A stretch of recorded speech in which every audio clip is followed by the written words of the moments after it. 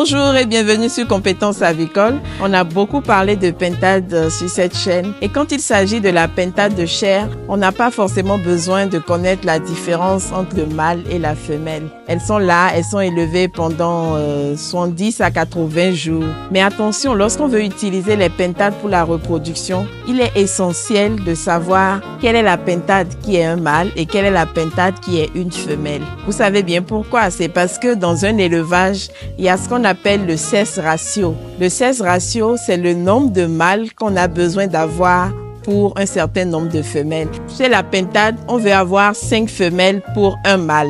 Donc, il faut s'assurer de ne pas avoir trop de mâles dans son élevage, sinon ils vont commencer par faire trop de compétition et ce n'est pas le plus rentable. Du coup, il faut savoir distinguer les pentades et ce n'est pas aussi évident que chez les autres volailles. Là, je vous montre 2 pentades et elles ont toutes la même couleur. C'est la même robe grise tachetée de blanc qui est celle des pentades. Maintenant, il y a 2 éléments caractéristiques qui vont permettre de différencier le mâle de la femelle. Ça, on est sur des pentades qui ont à peu près 3 mois et demi d'âge et on voit sur cet exemple que le mâle est plus lourd que la femelle. Bon, moi je les tiens en main, je peux vous garantir que le mâle, lui, vraiment il est là dans les 3 kilos et cette femelle, elle fait à peine 2 kilos. Mais parfois ce n'est pas si remarquable et le poids seul ne peut pas permettre de distinguer. Les 2 éléments qui permettent de distinguer, je vais vous les montrer pour le mâle et pour la femelle. Les 2 éléments qui vont nous permettre de différencier nos pentades, la crête qui est là, en haut, et les barbillons.